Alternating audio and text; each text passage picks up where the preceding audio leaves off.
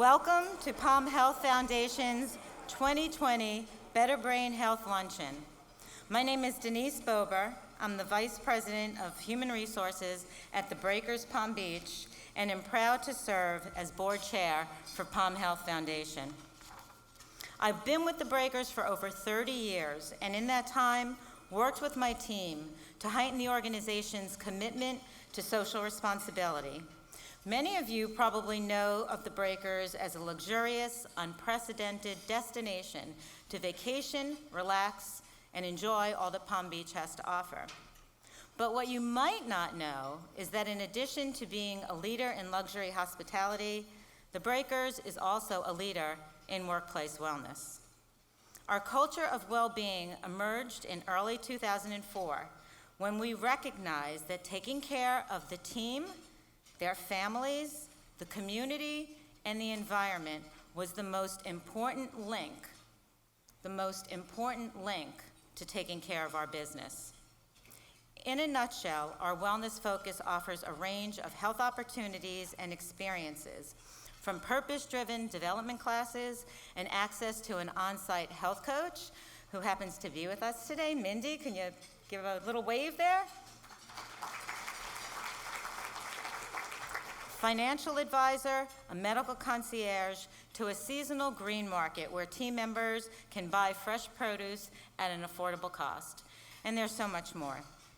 But we also realized that our attention to good health shouldn't end with our physical bodies. We needed to institutionalize support and resources for mental and emotional dimensions of our human being as well, and inevitably to create a culture of good brain health too. And so we made a commitment to provide mental health first aid training to our entire 2,200 team member strong population. You'll get to, yeah, good. Thank you, Elaine. You'll get to hear more about this life-saving program from one of our speakers today, the one that was just clapping for me. So I'll leave it as a teaser for now. By encouraging others to address their brain health, we opened up conversations that normally would not have been had around mental health, which has led to lives being changed, team member relationships being strengthened, and ultimately a high-performing, happier, and healthy team. The Breakers and Palm Health Foundation share a common interest in shining a spotlight on the importance of good brain health. So my passion for my work at the Breakers and with the foundation are perfectly aligned. The foundation inspires unique partnerships and innovative networks between brain science, community members, and care settings with a goal to make Palm Beach County a national leader in the brain health advancement. Many of the speakers you will hear from today have partnered with the foundation on this goal.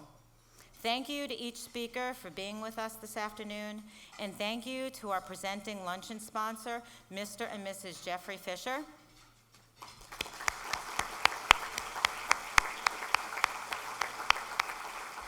And to our luncheon supporters and sponsors, Julie Fisher Cummings, Blue Ocean Capital, and Baptist Health South Florida. And thank you to our luncheon host committee and each of our table sponsors.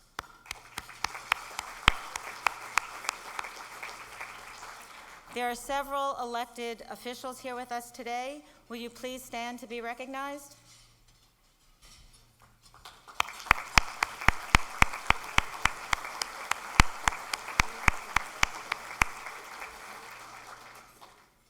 I also want to take a moment to recognize the great work of the team at Palm Health Foundation, if they would please stand as well.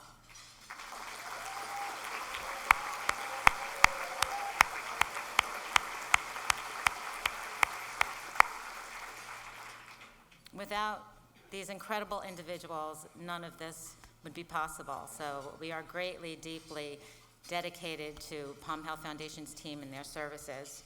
And of course, to my fellow board members, if you can all please stand so you can be recognized.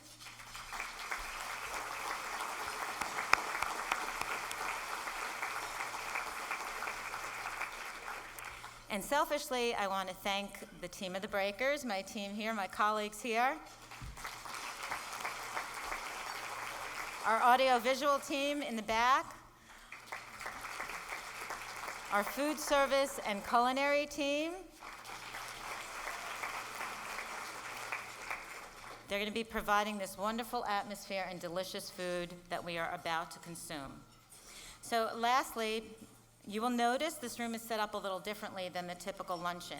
Today you'll hear from several speakers on each of the stages around the room. Our speakers are dynamic individuals at the top of their fields, representing scientific research, clinical care, and community-based work. We're proud to have these impressive individuals producing cutting-edge work right here in our own community. So please enjoy your lunch and the exciting program we have for you this afternoon. Thank you. Please welcome Senior Associate Dean of Research and Chair of the Department of Biomedical Science at Florida Atlantic University's Charles E. Schmidt College of Medicine, Dr. Janet Robichaud. My tag team. Thank you very much for the opportunity to speak today. So many of you may recognize this Palm Beach Post article that depicted the 216 people who died of opioid-related overdoses in 2015. This article served as a wake-up call to multiple stakeholders in this community to come together to address the opioid crisis that began with the overprescription of opioids and has subsequently shifted to heroin, fentanyl, and other types of synthetic opioids. From the beginning, it was clear that there was a close connection between chronic pain and the opioid crisis. On the one hand, chronic pain is a progressive disorder that appears after the original injury is healed, and it involves heightened arousal of the nervous system and enhanced sensitivity to pain. This disorder affects more than 100 million Americans, and it's costing the U.S. economy more than $600 billion per year. It's the #1 reason that patients visit their doctors, and it's the #1 reason for lost productivity in their jobs. And for moderate to very severe pain, the most effective treatment currently available is still opioids when they're appropriately used. However, this treatment has the potential to trigger an even more devastating disorder, opioid use disorder, which is associated with escalating use of these drugs for non-medical reasons, despite very adverse consequences up to and including death. This affects more than 2 million Americans. It's costing the U.S. economy more than $80 billion per year. It is now recognized as the #1 cause of accidental deaths, surpassing even car crashes. And as they started reining in the prescription of opioids, it was recognized that it's causing a drive towards heroin and fentanyl overdoses. And unfortunately, for most people, there's no truly effective treatment for opioid use disorder, although a combination of medication-assisted therapy and behavioral modification is starting to show a lot of promise. From previous studies, we know that opioid use disorder arises from this complex interplay between genetics and environment. And from twin studies, we know that genetics is contributing about 40 to 60% of the risk of developing opioid addiction if you're exposed to these drugs. And so the goal of many researchers worldwide is to identify a specific set of genetic factors that could be used to predict who is at highest risk of developing opioid addiction if they're put on these drugs for pain. So even 20 years ago, this task would have seemed impossible. However, we now have the tools and computational approaches to do exactly this. With the advent of next-generation DNA sequencing, it is now possible to sequence the entire genetic profile of an individual, all 3 billion base pairs of information, in the matter of a few days at a cost of only $1,000, which is not much more than it costs to do a blood test. Also, with the advent of artificial intelligence and machine learning, it's now possible to turn this 3 billion pieces of information into meaningful knowledge. As one example, we now know enough about the combination of genetic factors that influence facial morphology and appearance that we can genetically reconstruct a face that is almost identical to the photograph of that person. Unfortunately, we still don't have sufficient knowledge about what combination of genetic factors causes the risk of developing opioid addiction, and that's really the goal of our multi-site study that's funded by the National Institutes of Health. For this study, we are collecting data on more than 25,000 chronic pain patients that have been receiving opioids for longer than 3 months. By searching through their electronic health records, we were able to determine that 1 in 4 patients that are put on opioids for longer than 3 months will go on to develop moderate to severe opioid use disorder. We're currently using computational approaches to identify a specific set of genetic factors that we can use to better optimize the dosage of patients. Because our eventual goal is that we would like to develop a genetic test that would prevent opioid use disorder in the clinical setting.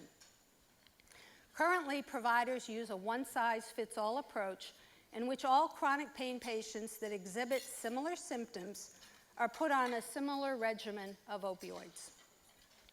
By stratifying patients based on their genetic profiles and their personalized risk of developing opioid addiction, we hope that providers will be better able to evaluate the harms and the benefits before putting patients on a particular treatment regimen. And as researchers learn more about the molecular causes of addiction, we will then have an opportunity to develop better drugs that deliver better pain-relieving qualities without the abuse potential. Our work is part of a larger initiative underway at Florida Atlantic University that involves more than 40 faculty members that are dedicated to addressing the opioid crisis. Among some of the newly funded initiatives, we're in the process of implementing a personalized pain management curriculum in the medical school. We're also researching the biological basis of addiction and designing better drugs in our laboratories. And we also have a large number of members that are working with local partners, including Palm Health Foundation, out on the front lines in our communities to combat this crisis. I would like to close with some final thoughts. When addressing the opioid crisis, I think it's important to understand that our words matter, and they shape our response to the opioid crisis. When our words talk or focus on an individual's choice, this shifts attention away from the treatment of opioid addiction as a disease that's in need of treatment. When our words focus on the reckless behavior of some doctors and manufacturers, we have to understand that this shifts focus again away and may make doctors look upon people as liabilities rather than victims of this opioid crisis. And when we focus too much on the harm of opioids, we run the risk of hurting patients with disabling pain for whom there's no other effective treatment other than opioids. So as we continue to address the opioid crisis in 2020, I hope that we can stop blaming and start taking better care of our patients who are all victims of the opioid crisis, whether they're suffering from substance abuse or chronic pain. Thank you.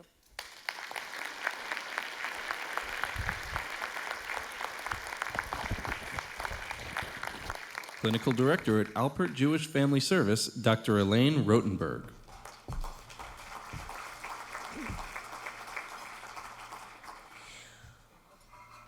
When I think about denial and mental illness, I'm reminded of the casserole story. Maybe some of you have heard it. It's the story of 2 mothers, each mother running day in and day out to visit her child in the hospital. One child was in the hospital recovering from a serious suicide attempt. The other child was in the hospital recovering from injuries sustained in a near-fatal car accident. The difference between those two mothers can be summed up in one word: casserole. For the mother whose child is in the car accident, there were casseroles and meals and flowers and candy delivered every day. For the mother whose child was recovering from the suicide attempt, there was nothing. No one even knew that that child was in the hospital. No one knew that that child had missed school all week, and no one knew that that child had a mental illness. As a society, we have not liked talking about mental illness.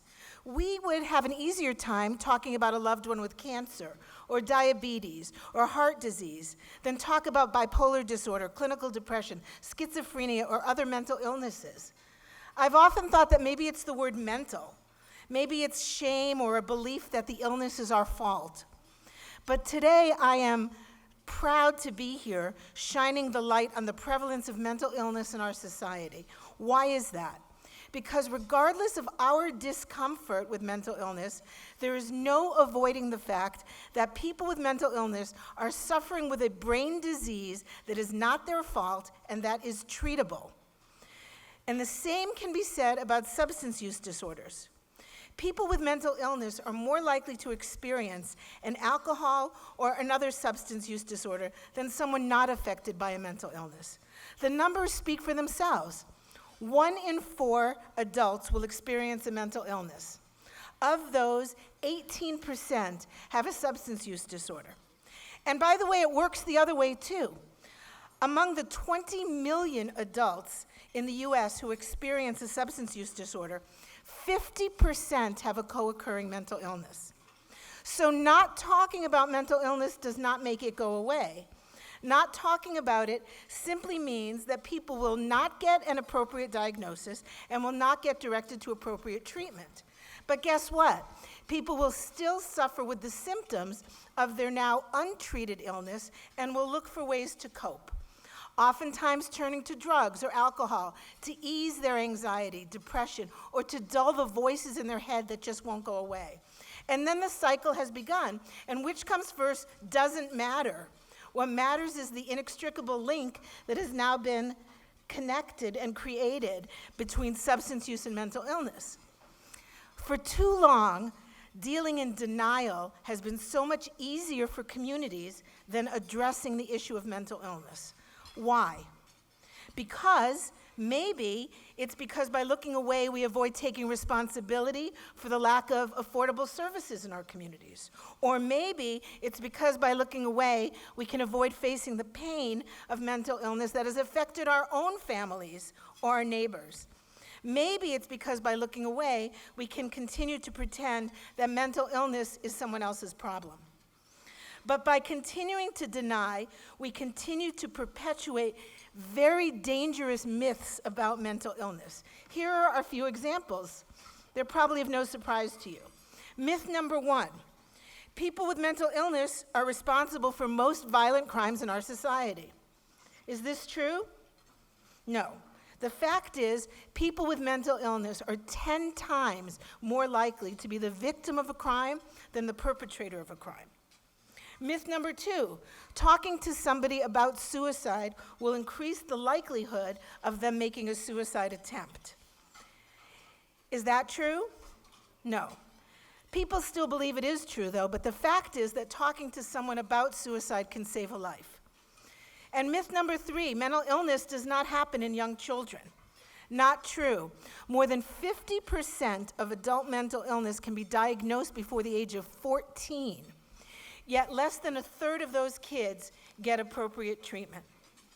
So maybe the first step toward busting myths like these is teaching ordinary citizens through initiatives like mental health first aid that turning toward and not running away from someone struggling with a mental illness or a substance use disorder can save lives.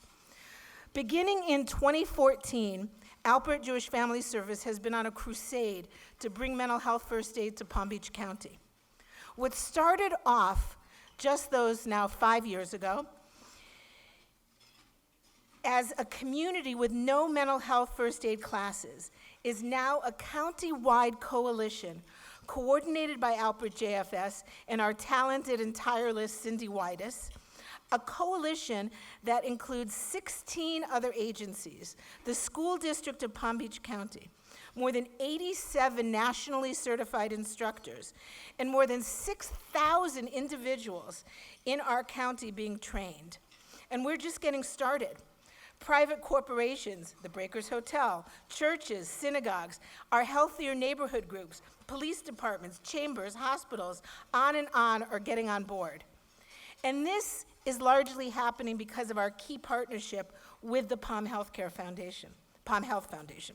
We are teaching ordinary citizens to never turn away from someone because of stigma or because of denial that is associated with a very treatable brain illness. Mental health first aid is teaching ordinary citizens how to respond to someone experiencing a potential mental health crisis. It is an 8-hour course that provides individuals with very specific tools about how to intervene, how to understand, how to recognize a potential crisis. So what's the big deal? The big deal is that across the United States, there have been more than 2 million individuals trained in mental health first aid, with more than 15,000 instructors. However, there is no state in this country that has built a community-based grassroots coalition like the one we have here in Palm Beach County. Our outcome data, and we get to be proud of that as a community, our outcome data shows conclusively that after taking a mental health first aid class, the program participants are more likely to approach somebody that they believe is in emotional distress and more comfortable making a referral. Our program participants do not look the other way. And by the way, our program participants would be the first ones to bring a casserole to that mom whose child attempted suicide and stick around to ensure that the family gets the help that they need. Without a doubt, through our vast Palm Beach County Mental Health First Aid Coalition, we, all of us, are saving lives. Thank you.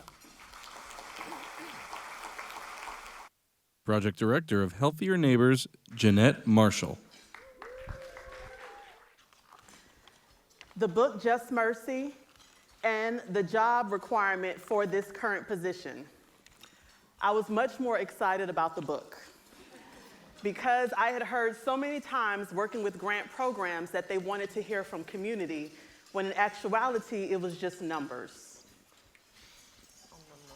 One of the highlights of 2016 was meeting Brian Stevenson and being able to hear during his speech about his 4 strategies for working in complex situations that dealt with cultural and social problems.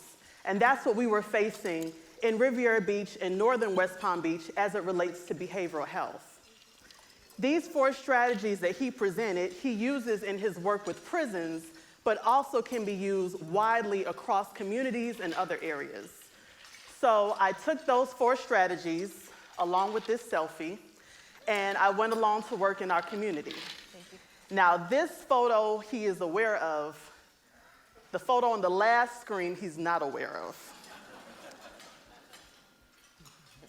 What we do very well with Healthier Neighbors, and when I say we, I mean the residents that I represent, we get very, very close to the issues, which was his #1 strategy, to get proximate.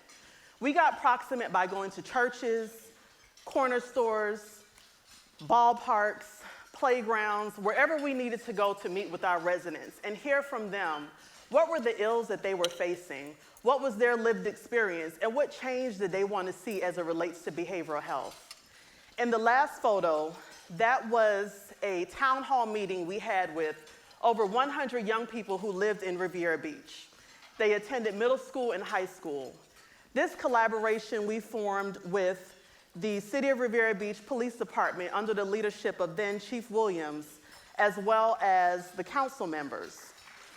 These young people talked to us about strategies they wanted to see in their community and also how they thought it could be accomplished. That conversation, along with all the other conversations at the ballparks and corner stores and living rooms and wherever we went to talk to residents, led them to developing their definition of behavioral health. We did not use the DSM-4 or 5 or whatever the newest model is. We went with what the residents' lived experience was and what they wanted to see. This was a pivotal point for Healthier Neighbors because it was one of the first times that residents got to see that their voice and their opinions could shift the narrative in their community. We also had to get very uncomfortable, which was not easy. After the police shooting that involved Corey Jones, Healthier Neighbors was called to co-facilitate, along with the city of West Palm Beach, a town hall meeting.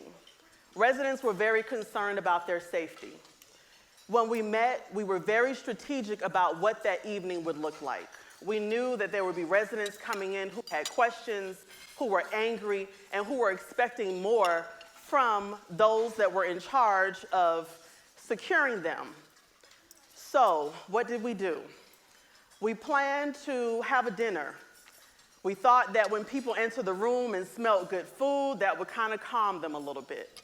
Before we went into any discussion, we watched the sitcom by Blackish that talked about the Black Lives Matter issue. After that sitcom, we had a therapist on the far left who spoke to the audience there, filled with residents, over 120 at Gaines Park, about post-traumatic stress disorder in the Black community and how we're affected by that. He also talked about strategies that could be used, strategies that residents could afford to use. And we heard from our young people, the gentleman in the middle, who asked, what am I supposed to do when I'm pulled over by a police officer? They charged the West Palm Beach Police Department to develop a pamphlet, and the West Palm Beach Police Department delivered.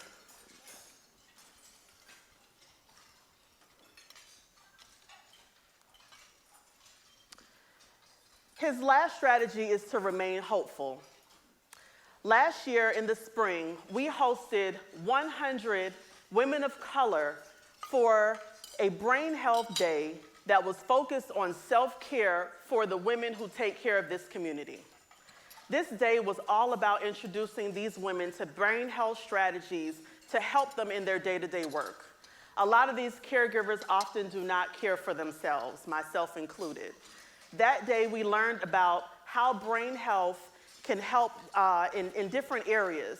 We learned how to do sacred beading. We learned how meditation helped. We learned how yoga helped, and even what we ate in the morning helped. Last year as well, we launched our first mini grant. Healthier Neighbors, through the help of Palm Health Foundation, invested $45,000 into our residents and stakeholders in our community. They came forward with their ideas to start a small business, to do community projects, and all of the great ideas that they had and wanted to see to fruition, but never had the finance to do so. We watched people clean up other yards. We watched people take flowers to individuals who had just lost loved ones to gun violence. It was a very, very rewarding experience. There is a famous rapper on the West Coast, and he grew up in the hood. One of his most notable songs, he talks about a great day. And his great day included a variety of things. It included waking up in the morning to his mom cooking breakfast with no pork. It included the Lakers beating the Supersonics. It included going out with a girl he'd been trying to talk to since high school. And it included winning a crap game that day. To individuals looking in on that community, his circumstances, the way his home looked, not having a father there, they would think that there was no hope. But that West Coast rapper made millions off of his lived experience. It is to show us that there are great assets to be uncovered in this community if we make space for these residents, when we make space for these residents, and remain hopeful. It is my hope and my charge to each of you that on your boards and in your rooms and when you're making decisions, that you make space for our residents. Thank you. Palm Beach County Biomedical Sciences Academy students Miguel Benavente and Jose Delgado.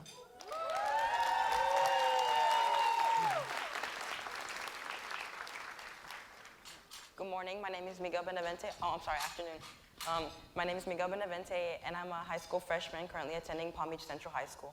Good afternoon. My name is Jose Delgado, and I'm a senior at Lake Worth High School and early admitted with Palm Beach State College. And our presentation is discussing educational breakthroughs in neuroscience in Palm Beach County schools. Now, as you guys can tell, we are still high school students, and we don't have our PhDs like many of the other presenters today. So you may be wondering, what makes us qualified to talk about the educational breakthroughs in our community? We've been in a medical sciences program at Lake Worth Middle School since the very early age of just in 6th grade, and today we're going to talk about how that has affected our opportunities and unlocking our future in neuroscience. So, as Miguel mentioned, these opportunities in neuroscience originate since middle school. So, the curriculum can be divided in 3 categories: middle school, high school, and college. And as you can tell, some of these opportunities overlap, but we will be discussing each one in detail. As we said previously, a Biomedical Sciences Academy that we've been attending was at Lake Worth Middle School, and as well as Roosevelt Middle School and Lake Worth High School offer these programs. An emphasis is placed on anatomy and physiology of the human body, including the nervous system and its structures and their functions.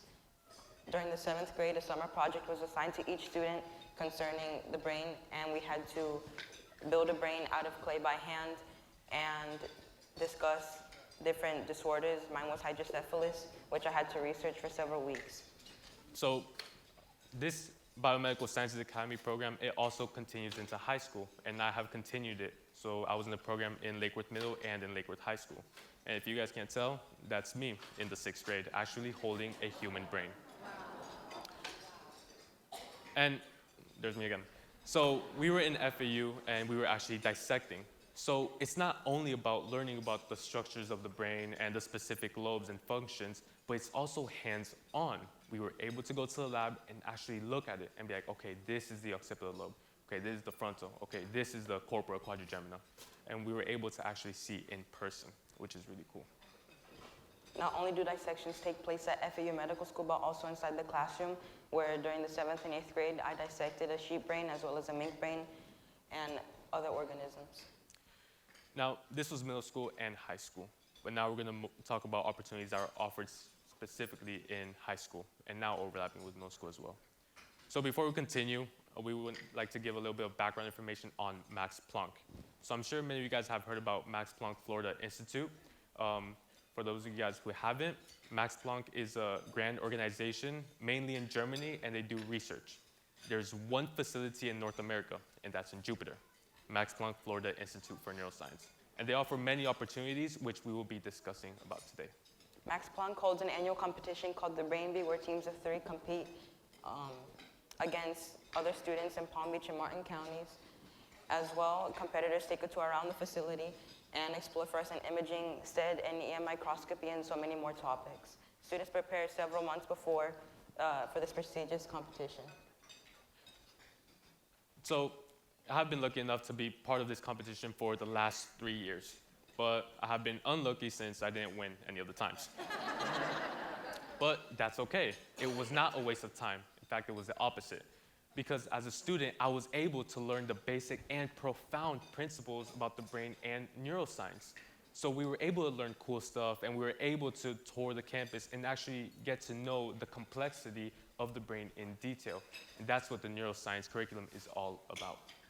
Last year was the first year that I ever competed in the Brain Bee, and it was also the first and only year that any middle school has participated in this prestigious competition.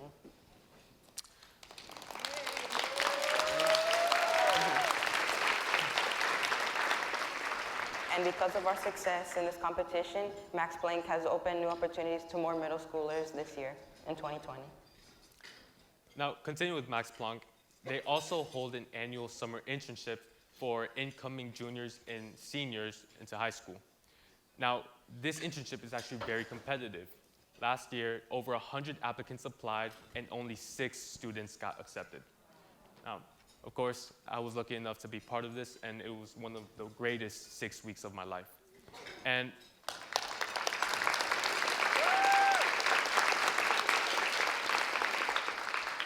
now, being part of this internship is no joke, and we should not take it lightly. Now, keep in mind that as a high school student, we're working with doctors who studied years and who know their stuff in depth. And for the first 2 weeks, I had to do all-nighters just to understand the basic principles of what the lab was researching. So as a high school intern, I was associated with a specific lab, and we had to do our own project, which correlates to the lab's overall mission. And in order to take care of this project, we of course had to understand the background information and also other things that are in depth, which we do not really learn in high school, such as polymerase chain reactions and electrophoresis. And as part of this internship, I was placed in the Taniguchi lab, and their goal is to study the function and development of inhibitory neural circuits in the brain. And my project was, it's a mouthful, the in situ hybridization of acetylcholine receptors in cortical chandelier cells.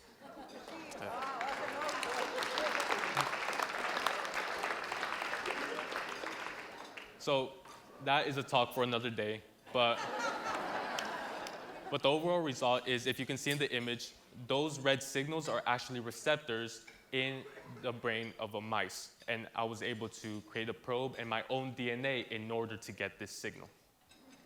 And when I tell you it was the best 6 weeks of my life, it was also the most challenging, but it had its rewards, and that's why I'll never forget it.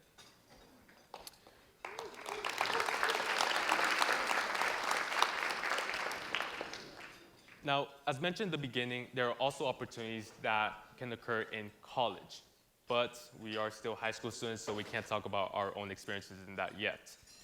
But it's still important to mention, because these opportunities that occur in middle school and in high school give the students a little taste of neuroscience and what it's all about. So of course, the college has to step in and satisfy their demands. Now, again in Jupiter, there's the FAU Wilkes Honors College, and they offer a distinct neuroscience major with 2 different tracks: cellular neuroscience and neuroscience, cognition, and behavior.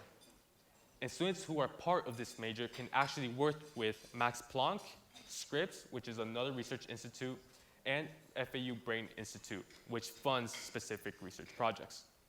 And because of the desire and the demand that I want to continue studying neuroscience, I have been accepted to take part of the cellular neuroscience major in FAU Honors starting in August.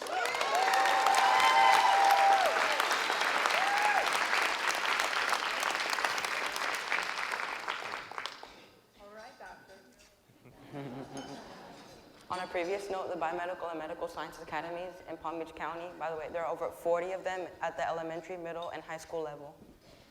Inspire and prepare the next generation of healthcare providers in Palm Beach County with integrated learning and technology that have students college and career ready, including with industry certifications and up to, in a personal experience, I left middle school with 9 high school credit classes completed, with 4 industry certifications, 2 of them IT and 2 of them health.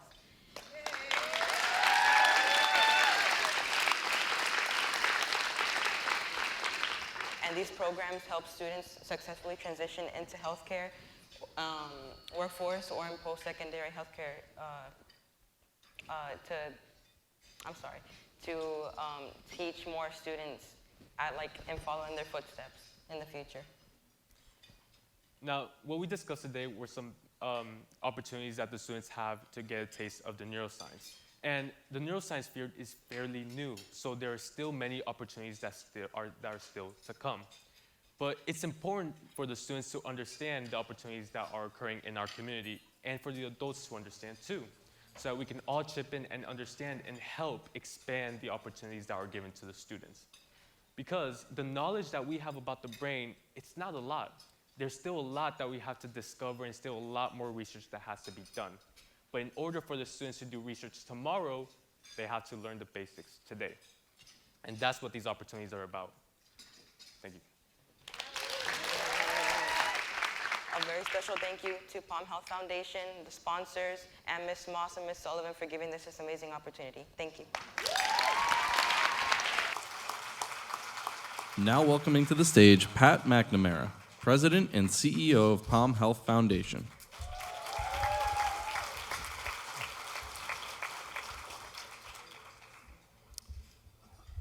Wow. What an incredible lineup of speakers. I just want to say a huge thank you to all of our speakers and the innovative insights that they have given us. So if you can give them another round of applause, please.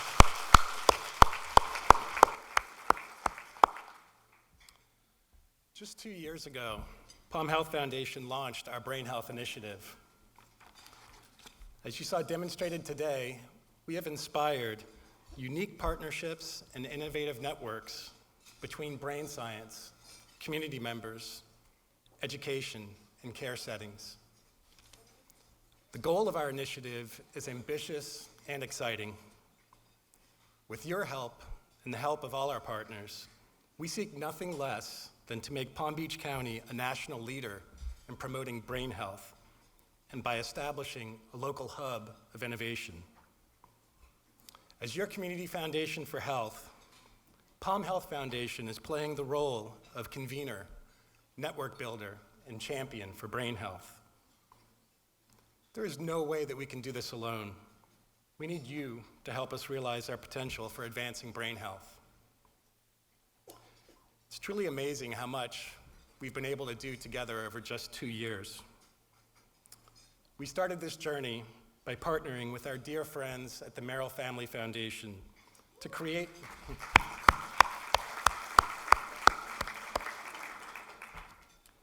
our first Train the Brain campaign. The goal of this annual campaign throughout the month of October is to change the conversation around brain health by helping Palm Beach County residents to understand that taking care of the brain is just as important as taking care of the body. This year, Train the Brain focused on improving brain health in the workplace and provided a free toolkit to employers.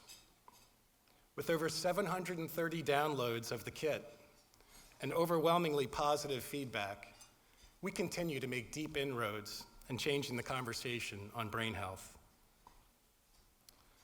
We partnered with Southeast Florida Behavioral Health Network and several others to organize a rapid response to the opioid epidemic, resulting in fundamental shifts in our service delivery system.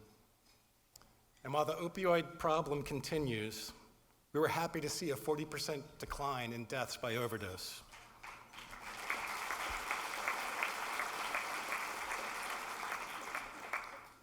We partnered with the Florida Blue Foundation to expand the reach of the Mental Health First Aid Coalition into our 6 Healthier Together communities.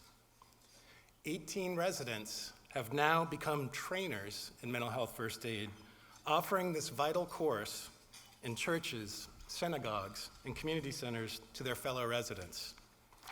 The coalition has now trained over 6,000 neighbors in the county. And with the breakers, that's going to be 8,000. So.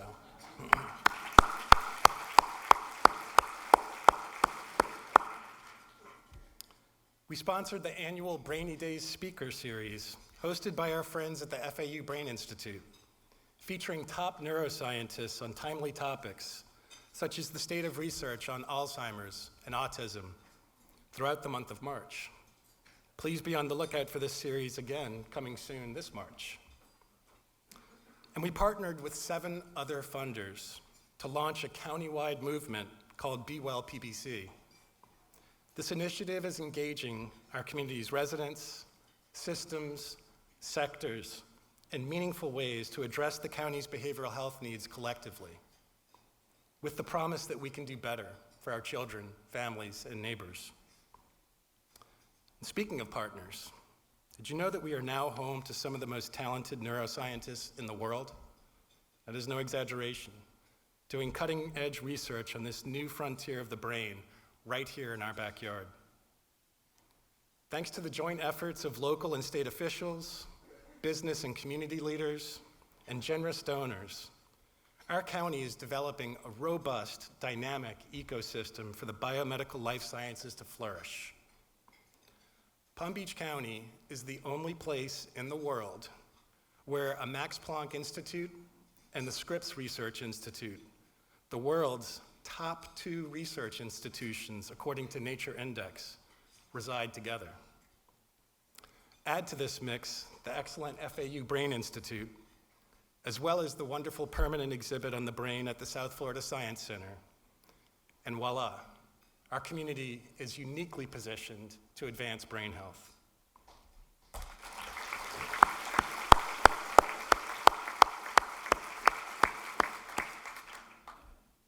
From a business and academic perspective, biomedical companies and entrepreneurs are already leveraging these powerful assets in many ways for the benefit of our local economy. This is exciting and very, very good. However, from a brain health perspective, we are just beginning to tap the extraordinary potential of these local assets to benefit our community. The Foundation's Brain Health Initiative seeks to unleash this potential by strengthening the ties between our assets in scientific brain research, community well-being, and improved care of the whole person. Notice that I did not use the words healthcare or mental health just now. For far too long, we have treated the body and the brain as if they are separate. There are various reasons for this, but chief among them is the fact that the human brain is the most complex organ in the world. Our understanding of the rest of the body has always outpaced our understanding of the brain. Fortunately, for all of us, over the past 3 decades, there has been an explosion of research and advances in understanding the human brain. We've learned more about this most complex organ during this short period than in the history of the modern world.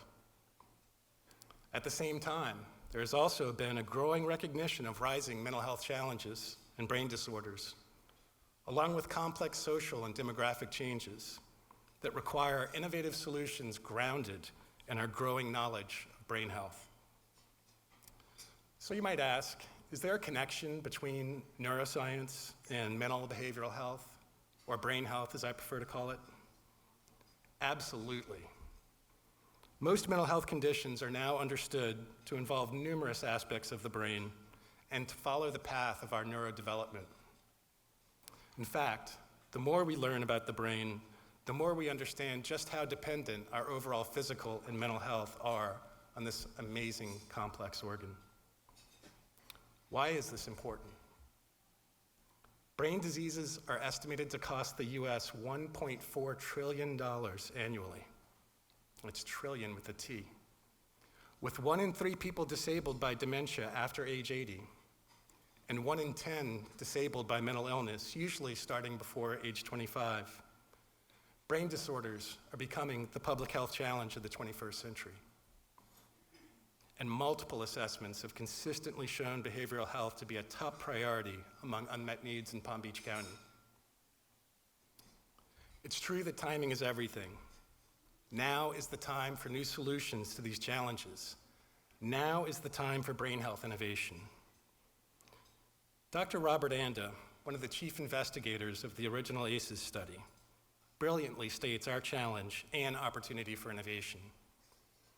He says that discoveries in epidemiology, neuroscience, epigenetics, and network and systems theory have created a new paradigm for understanding the origins and dynamics of social and health problems. The big question is how to translate that knowledge into effective and also cost-effective and sustainable solutions that can improve not just the health and well-being of individuals, but of communities as a whole. At Palm Health Foundation, we seek to foster local cycles of innovation that translate our growing knowledge of brain health into effective and also cost-effective and sustainable solutions right here in Palm Beach County. It's important to note that we need innovation on 3 simultaneous fronts to meet the challenges that we face. Clearly, scientific innovation through research is a critical front that is well underway. Dr. Robichaux's work is a great example of scientific innovation through research.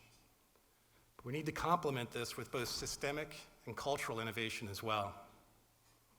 Dr. Susskind, Dr. Rotenberg and Jeanette Marshall touched on these other critical forms of brain health innovation.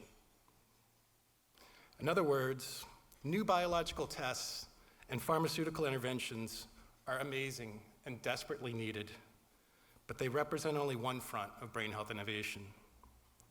Beyond pharmaceuticals, we now know from scientific research that the nature of our social relationships and interactions literally changes our brains. We know that a regular practice of mindfulness can rewire our neural circuits. We also know from scientific research and imaging that psychotherapeutic interventions, such as cognitive behavioral therapy, actually change our brains. This understanding offers tremendous opportunities for systemic and cultural innovations that we also desperately need. Now, these three fronts of innovation, or translating knowledge of brain health into effective solutions, require partnerships and money. That's why we have created the Brain Health Innovation Fund. We need a local capital magnet to propel Palm Beach County into being a leader in brain health innovation. We cannot expect or wait for federal or state funding or venture capital alone to seize this opportunity. Instead, we need to support local innovation projects that will effectively tap into and leverage state, federal, and private sources of capital. To capture the spirit of this fund and make our vision a reality, we have adopted one of my favorite quotes from Tennyson as a theme: to strive, to seek, to find, and not to yield. I'm thrilled to announce that our board has committed $250,000 to seed the Brain Health Innovation Fund.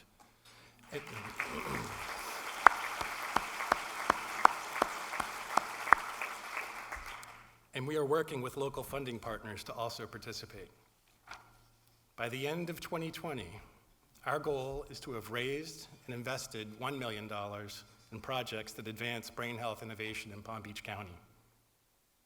Here are a few examples of projects in the works.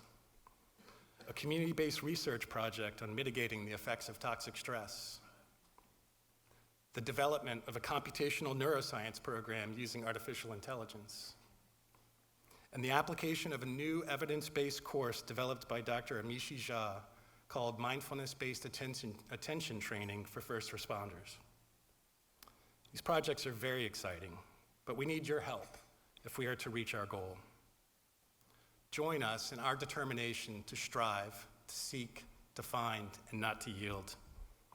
Be a part of making Palm Beach County a leader in advancing brain health by making a contribution to the Brain Health Innovation Fund today. There are gift envelopes on your table. You can give your envelope to Palm Health Foundation staff members located at the exit doors or at the registration table in the lobby. And if you would like to take home the table centerpieces, you can purchase them for $25.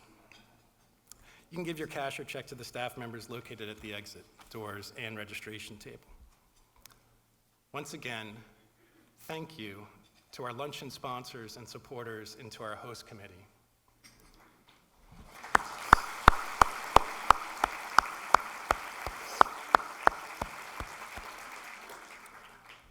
I'd like to again thank Mr. and Mrs. Jeffrey Fisher, Julie Fisher Cummings, Blue Ocean Capital, and Baptist Health South Florida, and thank you to each of our table sponsors. Your support is helping us continue the conversation on brain health innovation.